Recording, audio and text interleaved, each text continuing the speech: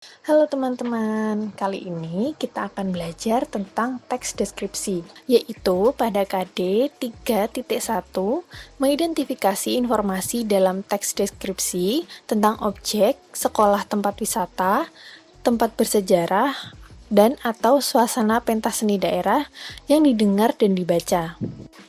Yuk kita langsung lanjut ke materinya. Yang pertama, pengertian teks deskripsi.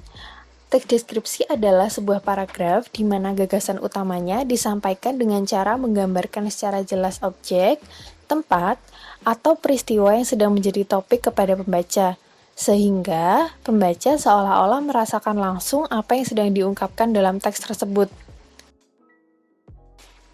Yang selanjutnya adalah jenis teks deskripsi. Teks deskripsi sendiri dibedakan menjadi 3 macam, yaitu 1. Paragraf deskripsi spatial, yang merupakan paragraf yang isi topiknya berupa ruangan atau tempat. Paragraf ini mendeskripsikan suatu ruangan atau tempat dengan sangat jelas kepada pembacanya. Yang kedua, paragraf deskripsi objektif. Paragraf ini menggambarkan suatu objek sesuai kenyataan tanpa adanya opini atau kesan pribadi seorang penulis. Dan yang ketiga, yaitu paragraf deskripsi subjektif. Paragraf ini menggambarkan suatu objek berdasarkan apa yang dirasakan, dilihat oleh penulisnya itu sendiri.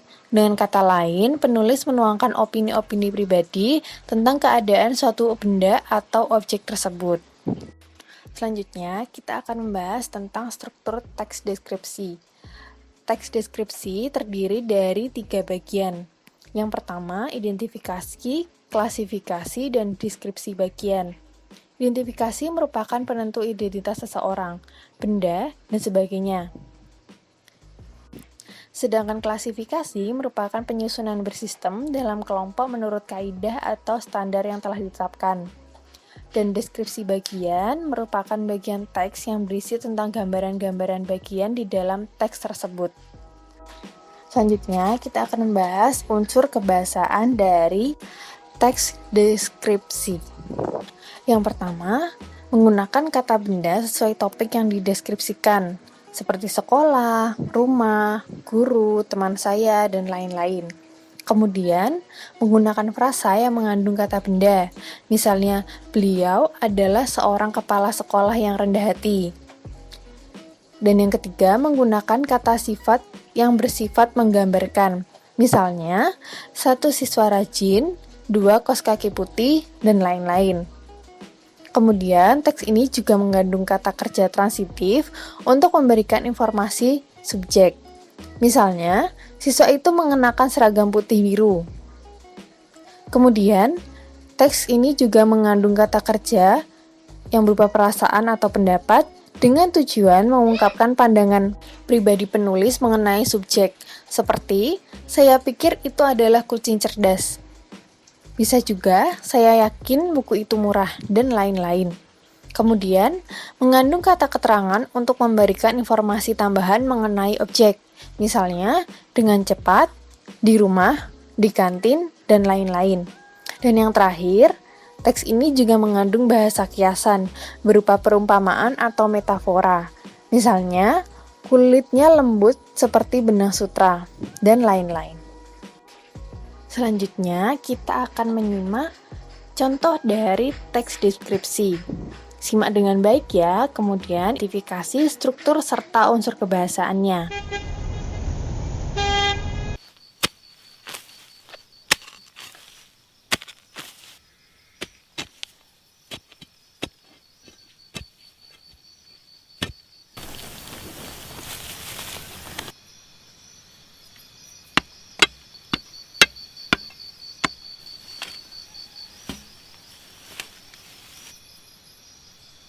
Om Swastiastu. Saya, Made Riki Ponga Kusyanda. Dan saya, Made Ayunatia Wikansa Mudarawan. Kami, Jegek Bagus Badung 2018.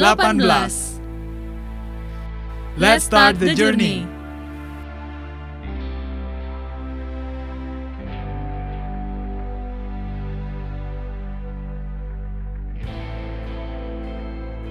Badung, The Soul of Bali. Laksana sebuah keris yang runcing, terbentang dari utara hingga ke selatan.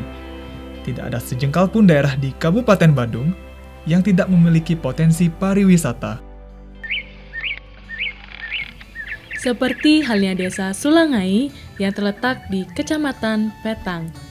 Hamparan sawah hijau yang terbentang luas dengan langit biru yang cerah menjadi pemandangan indah dalam perjalanan pagi ini.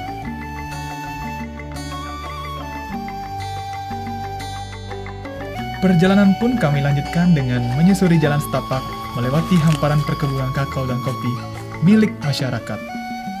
Untuk mencari keindahan lukisan alam khas Badung Utara yang sangat menakjubkan, mengantarkan kita pada harmoni dan sebuah mahakarya alam.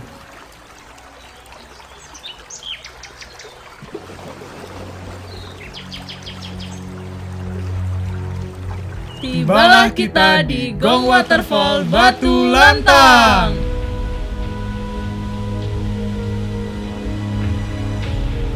Gong Waterfall Batu Lantang syarat akan sejarah dan makna.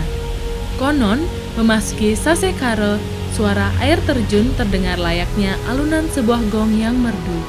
Terutama pada malam hari akan terdengar lebih jelas. Masyarakat sekitar mempercayai dasar air terjun berupa sebuah gong yang besar. Begitulah asal mula nama Gong Waterfall Batu Lantang. Bermain air adalah salah satu aktivitas yang bisa kita lakukan. Menikmati derasnya air terjun yang sangat menyegarkan untuk melepas stres dari aktivitas yang sangat menjenuhkan. Selain itu, berfotoria dapat kita lakukan untuk mengabadikan momen atas indahnya alam yang kita miliki. Hangatnya secangkir ekstrak jahe dan kunyit khas produk asli masyarakat sekitar air terjun menutup perjalanan kita yang penuh rasa takjub. Tak ada habisnya jika membahas keindahan dan kenyamanan mengunjungi Gong Waterfall Batu Lantang. Namun, yang terpenting adalah kita harus tetap menjaga keindahan ini agar abadi hingga selamanya. We look forward to welcoming you in Gong Waterfall Batu Lantang.